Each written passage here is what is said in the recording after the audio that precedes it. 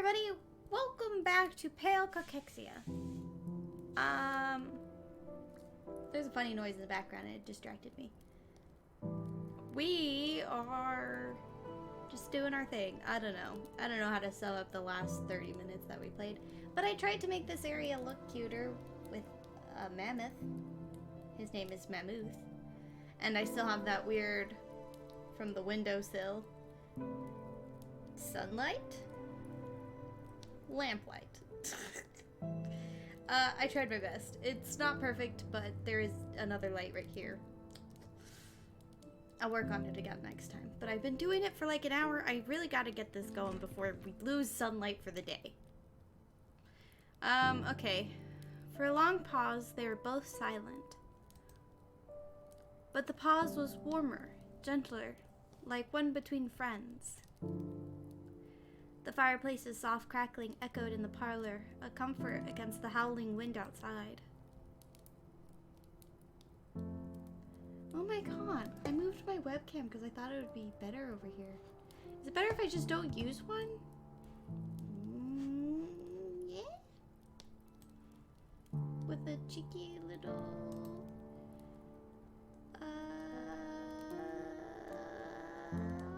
yeah?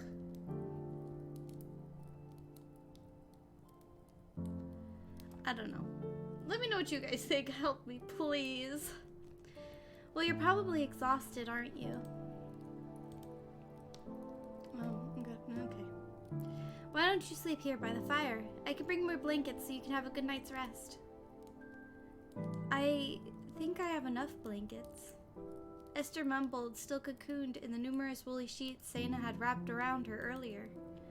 You may say that now, but you can never have too many blankets. It gets quite drafty in here at night. Huddling a little deeper into the warm covers, Esther offered Seina a small, grateful smile. Cute. Is this game having a hard time loading today? What the heck? Also, is it really loud or is that just me? What the heck?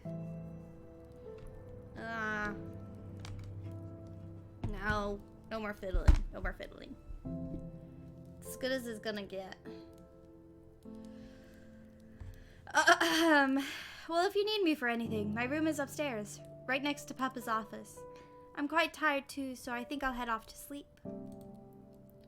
With a lengthy yawn, Seina stretched her arms over her head, then hopped up to her feet. The darkness clouding her features earlier had all but vanished, and now she beamed as radiantly as the sun. I was slouching, try not to slouch as much. Good night, Esther. I hope you have wonderful dreams. Why does it keep having that in-between graying everything out?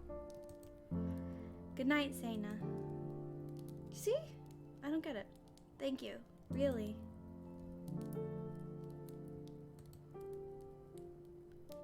What the heck? Save.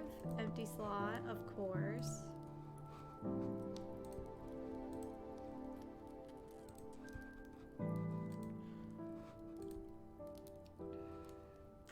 She gave Esther a long, heartfelt smile, one that seemed wise and peaceful beyond her years somehow. After that last look, Seina finally turned away, her light footfalls pattering towards the stairs. Okay, that seemed to have helped, but we'll see. Esther watched her go, listening in something of a daze until she heard the bedroom door softly click shut. Okay, sure. Feels weird now the camera's flipped again. Everything seems wrong. The last hour almost felt like a dream itself, and Esther half expected to awaken by a shoddy campfire at any moment. Sheesh. Her hopes for finding a cure had been dashed, rekindled, dashed, and rekindled once more. And now she was reluctant. Fuck! Why can't I talk today? Jesus. Everything's going wrong. It's been 2 minutes and everything's going wrong. Fuck, it's hot. Okay, wait. And now she was reluctant to let her expectations run too high. I don't know if I read that out. She could stay here for a little while, going through the apothecary's research in search of any clues, but there was no guarantee she'd find anything of use. Still, it was the only thing she had to go on. And if there was a chance she wouldn't return home empty-handed, then it was worth giving it a try. And Seina, what a strange, remarkable girl. She'd survived out here alone for 6 years, suffered the death of her father, and yet somehow still remained as buoyant as a feather. Esther found it hard not to be deeply curious about her. The envious of all her whirlwind, envious of all her whirlwind energy and excitement. Fuck, I cannot. Brain not work. Oh no. It reminded her of a time not so long ago. Back when she used to be like Seina. Flashback? With a quiet sigh, Esther reached down into her satchel. Before she slept, there was one thing she had to do. Turn down the music. Just like every night. Slowly, Esther pulled out a fine silver pocket watch, its thin hands marking the time. But when she pressed one of its buttons, the back abruptly popped open, revealing a tiny, glistening syringe. With a practiced motion, she jabbed the needle straight into her arm. It stung even more than usual. As the seconds passed, Esther watched her blood slowly filter up through the syringe into the watch's mechanisms. Weird. Then, after a long few moments, the flow stopped, and the blood reversed its course, oozing downward back into her body. What the fuck? As it returned beneath Esther's flesh, a dark circle slowly spread around the pierced spot. She kept her focus on the watch's face. 2, 5, 8. The hour hand started swiveling forward. 10, 14, 18. 24. Click. The last drops pushed into her vein.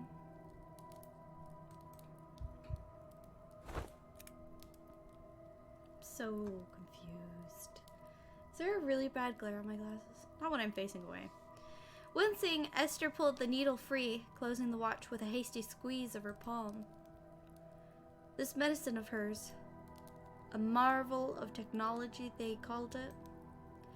But Esther hated the needle far more than drinking the normal tonic.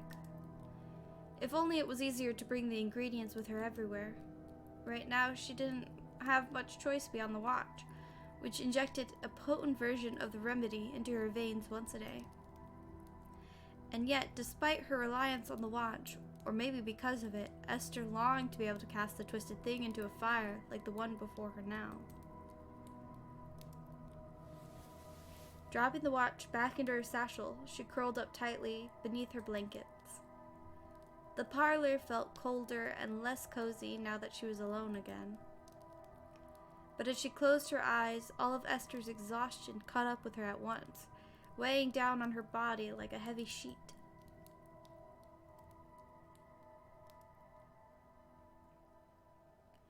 Before long, the crackle of the fireplace lulled her to sleep, sheltered from the cold night outside. Bomb. And all her restless thoughts gave way to a deep darkness. I'm distracted because I keep thinking about this thing I was working on with somebody else, and I haven't heard from them in a long while. They kind of ghosted me. It stresses me out. I hope they're okay. Another day of rain. Not a strong storm, but a steady one, quietly smothering the house in a downpour that had seemingly lasted for weeks.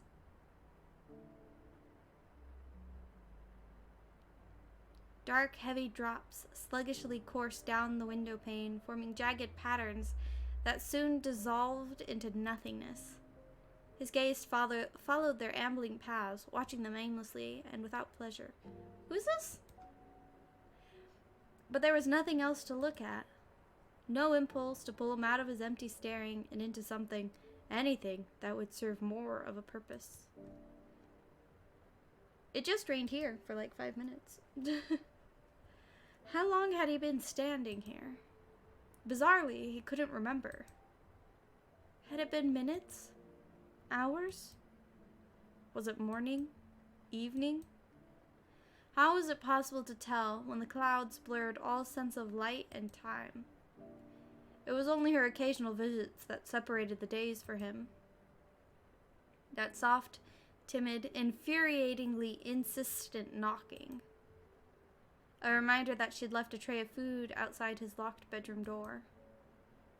Always followed by an uncertain voice calling out for him, then a long pause before finally her soft footsteps padded away down the stairs.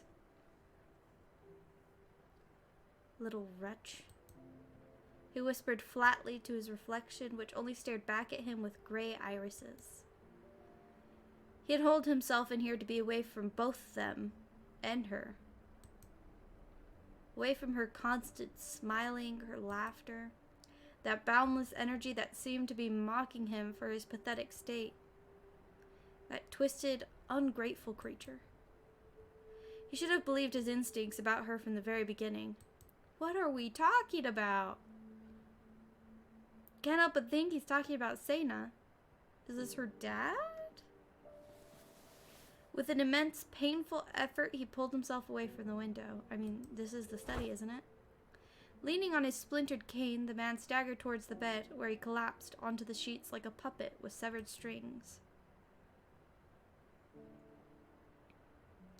As he curled into a fetal huddle and hugged his arms around his body, he ran his fingers across the sickly protrusion of ribs pressed against his skin, sharp bones contained only by a thin layer of flesh. Ouchies. If he held himself like this, he could feel the hard, slow, arrhythmic beating of his heart. The tightness in his chest made it difficult to breathe deeply, and so his inhales were shallow and jagged. Was it anxiety, his health, or worrying about his health that made his ribcage feel like it was always being crushed? He rolled over onto his right side, closing his eyes, trying desperately to ignore the uneven pounding in his chest. Trying to breathe deeply to calm himself down, to reassure himself that he still deserved to live. Huh. Interesting. Oh! I guess I should have played till here, rip. Pale Cachexia. Cachexia. Fuck. My tea is still really very hot, so I can't drink enough of it to quench my thirst. Pulled out my own headphones. That must be her dad, right? But he's dead, right? Interesting. Dova. Gamma. Did I talk to Gamma? I think Gamma is the one who mailed me.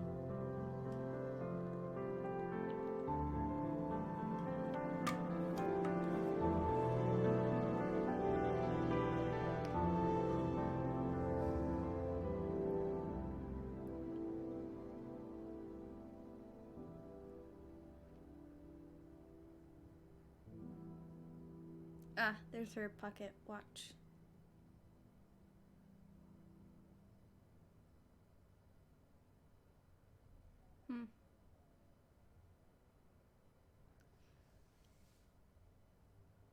I'm suddenly really freaking hungry. And I woke up not that long ago. A lovely smell. Where's my mouse? Okay. Didn't want to click on something bad. Like herbs and flowers. Sweet, delicate, and earthy. As Esther slowly forced her eyelids open, that pleasant scent greeted her with the morning sun. She blinked around in confusion. This unfamiliar place. Was she dreaming? Ah! Found lint on my chair. I hate lint. Gives me the willies. This unfamiliar place, was she dreaming? What kind of place had she awoken in? But as her mind dispelled its haze of sleep, the previous night's events came drifting back to her. The forest. The manor. Seina. All of it was real.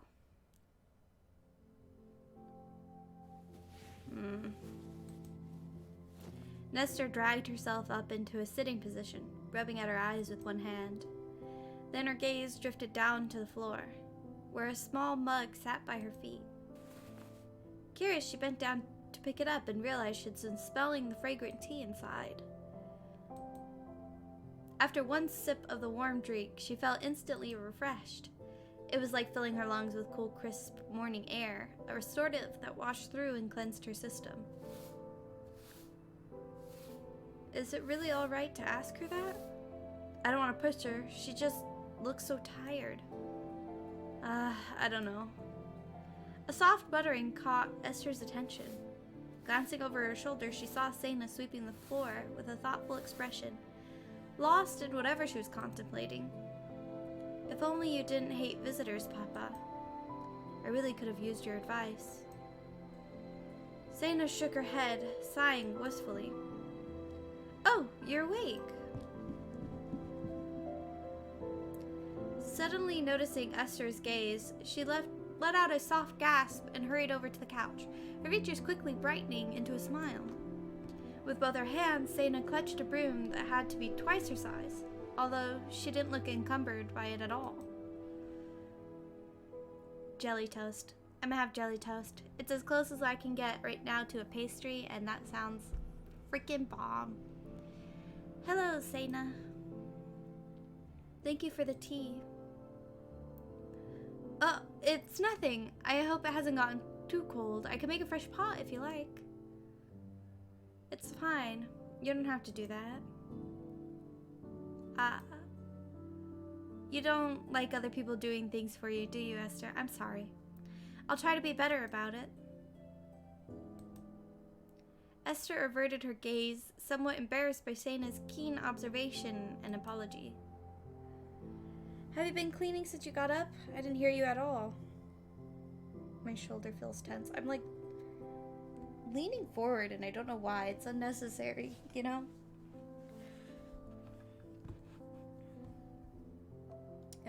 But no. Clearing her throat, she swiftly changed the subject. Yes, I have. There's a lot to clean in this big, lovely house, so I need to do a little every morning and evening. You must clean really well. It's like there's a maid living here. Oh, really? A happy flush rose to Seina's cheeks, and she bounced on her toes a little. Well, it's not a chore or anything. I love cleaning, actually. Papa worked really hard to repair the house and make it pretty. It was a lot easier to clean when he was here, though. Some of the rooms are a little run down, and I don't use them, so I don't dust those as much, but I try my best to take care of the others, even if it's not perfect. Her smile whittled slightly, as if she were disappointed in herself for not keeping the entire house pristine. Ow, I have a pain now in... I'm not sure where. Okay. It's still amazing. Even if I loved cleaning, I couldn't care for this whole place alone. Of course you could, Esther. Seina responded without missing a beat, giving a determined nod and tapping her broom on the floor. Anyone could do anything. Anything they really want to do, that is. They just have to figure out what way is best for them. The other girl's confidence caught Esther off guard. She didn't seem to have a single cynical bone in her whole body. But anyway, I do hope you slept well. I'm sure you must have been very tired. I could see it in your eyes. They were so shadowed. A hint of concern crept in Seina's voice as she studied Esther's face closely. You do look a little better today, though. Not as gloomy. After you finish your tea, shall we go take care of the grounds together? If you're feeling up to it, I mean. I am, yes. And it's the least I could do to repay you. Esther. Seina seemed like she was about to remind her there was no need to repay anything, and Esther was taking this all far too seriously. Esther was quite used to hearing that response, despite the fact that nobody ever seemed to really mean it. Whatever makes you the most happy. That's what a good hostess would say, I think. Just don't overwork yourself, alright? I feel like you're stubborn enough to keep going until you faint. Alright. After beaming at Esther encouragingly, Seina hoisted her broom up and cleared her throat. Alright, I'll go finish sweeping the kitchen while you drink your tea. Then we'll go out. Oh, it's such a lovely day. I can't wait to show you around. I'm so excited. With a delighted sigh, she rushed over towards the kitchen, her broom swirling across the floor in a flurry of motion. What a peculiar girl she was. Maybe it was to be expected, considering she'd lived all alone for so long. Nobody was forcing her to try and fit in with normal society. For that reason, Esther couldn't really get a grasp on her behavior or her personality. And that made her all the more curious about the story behind Seina's unusual situation.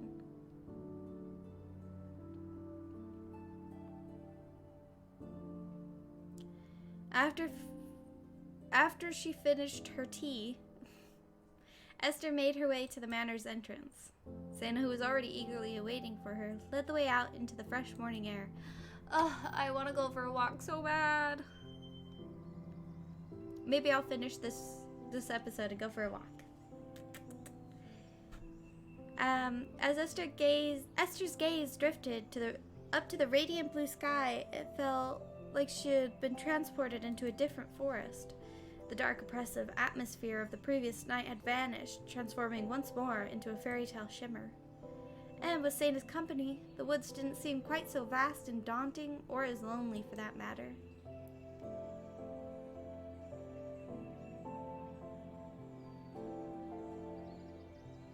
Alright, we're off to the well first. Reaching down beside the front door, Seina picked up 2 buckets from beneath a protective cloth. To live in the middle of nowhere would be so great. I used to live in the middle of the nowheres, and you could, just go for miles in one direction without seeing another single person. Granted, it's the desert, so it's really fucking annoying because you gotta watch out for snakes and cactus constantly. Usually, if you don't encounter anything else, it'll leave you alone. Like, javelinas, they're usually not. They'll usually leave you alone unless you get really too close, which you should notice them before you get way too close. Although both were decently sized, one was smaller. It looked less professionally made, as if an amateur had crafted it. After a brief pause, Seina held the larger bucket out to Esther. In that moment of hesitation, her gaze misted over with a distant look. Shall we? She reached out to take Esther's free hand with her own, holding it gently. It seemed like a subconscious movement, as if Seina hadn't realized she'd even done it. The sudden warmth of those lightly calloused fingers caught Esther off guard. Normally, she always disliked being touched, but curiously enough, Seina's delicate grasp didn't give her the same sense of discomfort. Yes, let's go. Seina gave her a soft, contented smile, although it seemed more melancholy than usual. An unexpected sadness briefly tugged at Esther's chest, and she had the odd sense she'd glimpsed something she shouldn't have.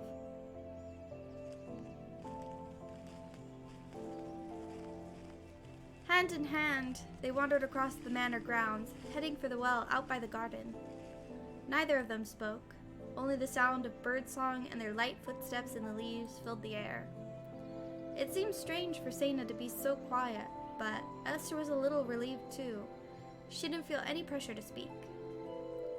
Briefly, she wondered if Seina had completely lost herself in thought, perhaps even forgetting Esther's presence. But, as if she could somehow read Esther's mind, Seina glanced over towards her. The smile on her face had grown contented once more, most traces of sadness drying up beneath the warm sunlight. Stretching to maybe make me feel better. Y'all should stretch too. It's not that hard. As they stepped up to the well, Seina came to a halt. I'll let you go first if you like. Pop my shoulder. Oh. She turned to look at Esther expectantly, tilting her head to one side. Nodding, Esther turned towards the well, scanning over it hastily. It had to be quite simple, surely. All she needed was to tie the rope to the bucket. That was it, right? Surely she could just lower it down afterwards. She wasn't very good at tying knots, though. What if it couldn't hold the water's weight, and she lost Seina's bucket down the well? Esther realized the other girl was watching her closely, eyes widening in realization. Have you ever drawn water from a well, Esther? Stricken with a sudden sense of self-consciousness, Esther shook her head. It seemed like such a basic thing to do, and yet she'd never really had the chance. I don't think that's a problem. If you haven't done anything before, then it's just an opportunity to learn how to do it. I'm sure there's things that are simple that I've never done before. I can't think of one now, but I will surely as shit think of it when it comes. Like... I don't know. Really? But how do you get water? We have a water pump. The servants are normally the ones who use it. As Esther spoke, she started feeling more and more sheepish. Talking about servants made her sound so privileged and haughty. She hoped Seina wouldn't think less of her for it. Ah, so the water comes right to you, and you have servants fetch it, so you don't even have to do any work? That sounds amazing. You must be something like a princess or a noble. She studied Seina for a moment, trying to tell if she was being teased. But the other girl just peered up at her with wonder and curiosity, her gaze sparkling excitedly. I'm not a princess. A lot of people in my city have servants. We only keep a few, but some families have dozens. Dozens? Ah. As if trying to imagine such a thing, Seina closed her eyes, letting out an envious sigh. I think that it's okay to be privileged. You'll always be more privileged than someone else, and someone will always be more privileged than you. And wealth-wise, I should say. And it's okay. As long as you are not under the impression that you're better than those you're privileged over, or the people more privileged than you are better than you, because that is not true. So I think it's okay. There must be so much more to the city than what Papa told me. It's like another world or something, isn't it? For some reason, that thought made Esther feel a little crestfallen. Well, even if you were a princess, I don't think it would matter. Her focus returning to Esther, Seina put on a bright, confident smile, like she had suddenly come to a realization about something. As long as I know where you come from, and you know where I come from, we should be able to understand each other easily, right? And it makes me really happy to hear about your home, even if I know I'll never fit in there. The warmth of Seina's smile was contagious. Even if she doubted the other girl's words, they put Esther slightly more at ease. Seina didn't seem like she'd ever judge her for not knowing something. I don't think you'd like the city, since it's not a very pleasant place, but it's all I've ever known. Oh, I'm sure it can't be that bad. Both you and Papa come from the cities after all, so there have to be some good people there. She punctuated her words with a confident nod, unfazed by Esther's hesitance.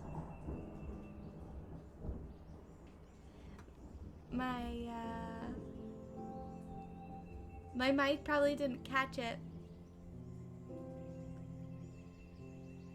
What the hell? It's still going. Thunder. Thunder. Thunder cut me off and it went on for that whole time. What the heck? That's so much thunder. Anyway, shall we fetch some water? I'll go first so I can show you the best way to tie the knot. Here, just like this. Esther watched as Seina secured the rope to her bucket, lowering it down with the winch until it splashed into the water. Afterwards, when she mimicked Seina's knot with her own, larger bucket, Esther felt a wave of relief when it managed to make the return journey. Her smaller companion seemed thrilled too, even if it was an unremarkable feat. Perhaps she was just excited to impart her knowledge. It's really cute. Honestly, that's really sweet. I wonder if these trees are painted or if they're a picture. Like, some areas like this, it's obviously, like, painted here. But, like, areas like this, it looks so realistic. It makes me wonder. Like this. Either way, I like it. Buckets in hand, they set off towards the gardens, water cheerfully splashing with each step. Despite Seina's small frame, she carried her full bucket with little effort. Years of solitary labor must have given her strength and that belied her size.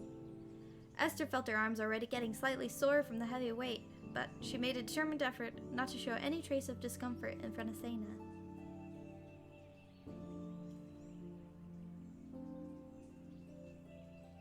Here we are, Esther. My garden. What do you think?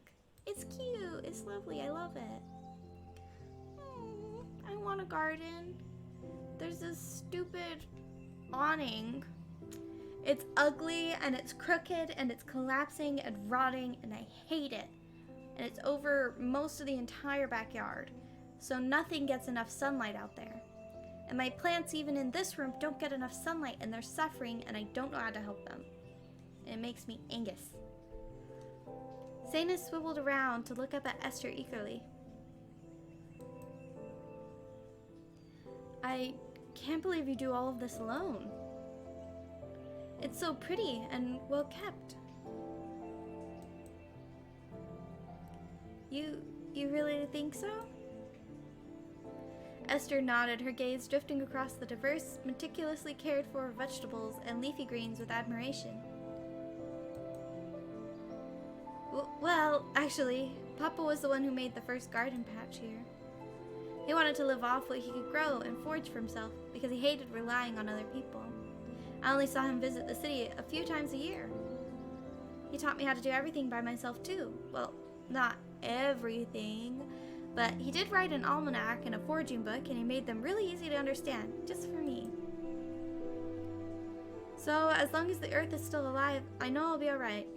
I think that I wouldn't mind foraging, but I would want to, like, take somebody who knows what they're doing with me. Like, I wouldn't want to just go off of a book. Because some plants are tricky. And they'll be little bitches and make you really fucking sick. And I'm terrified of that. So, I will take a professional with me. There's this woman on TikTok who has a lot of foraging tips and stuff, and I'm just like, oh, cool. Also, I learned, so here where I live, there's mesquite trees all over the heckin' place. And I learned that apparently you can make mesquite jelly from the mesquite, like, bean pods, seed pods. I don't know what to call it. It's crunchy on the outside. It's not something you eat. It's like hard and woody. But as a kid, we would break them open and suck on the seeds because they're really sweet. So it makes sense that you can make jelly out of them. That's pretty cool, huh? I didn't learn that one from the woman on TikTok. I learned that from Emmy Made in Japan. I think it is the channel name. Humming contently to herself, Seina led the way over to a large watering can that sat near a row of peas. Once she'd emptied her bucket into the can, she traded the empty vessel with Esther, a convenient way to hold plucked weeds. Luckily for Esther, weeding wasn't a task that needed much instruction.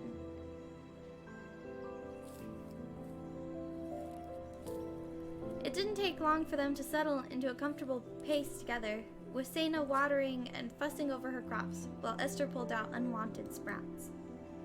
Although gardening had never really appealed to her before, it surprised Esther how relaxing it was to work with her hands like this. Working side by side helped diminish the awkwardness that still lingered between them as well, and before long Esther felt comfortable enough to break the silence with a question. Do you ever get nervous when it grows colder? In case there isn't enough food to last you until spring, I mean? Oh no, not really. Some plants will grow all the way through winter, and things like potatoes will last for a while in my pantry. You can dry out berries and mushrooms, and nuts are always good too. There's a lot growing around here, so I never run out of those. Motioning towards some shrubs at the edge of the clearing, Seina hefted her watering can with a light grunt before she continued. Actually, I think it's quite fun when a new season comes along. It means I can plant new food and make new recipes. I'd really miss winter if it never came, even if the house does get icy cold. It's not winter now. I thought it was really cold out, so I guess I just assumed it was winter because really cold is usually winter. Icy cold. Isn't it cozy by the fireplace as long as you're covered in blankets? It's a bit drafty still, but with some hot tea, it's perfect. Oh, that reminds me, I have to show you my winter recipe book sometime. I'm making a new spring one, since I've been trying a lot of different things, and there are really so many amazing combinations you can have with just... Cute. Okay, I can't save here, so... Wait, can I? Haha, I can. Okay, we're gonna save, we're gonna end. Yes, return. Alright. Thank you everybody for coming out and playing with me. I had a ton of fun. Obviously, I love this game. I'm gonna stretch and take a walk because I feel really stiff all of a sudden. And I think it's because I got my second COVID shot. You can see the bruise there. She accidentally poked me too hard. And I've just been sleeping all day, every day. Yesterday I was finally awake long enough to play a bit of games with my friend, but other than that, literally just sleep. So I think my body's really stiff. Needs to get some moving done. Make sure you guys stretch too if you've been hanging out here with me the whole time. And drink your water, take care of yourselves, and I'll see y'all in the next one. Bye!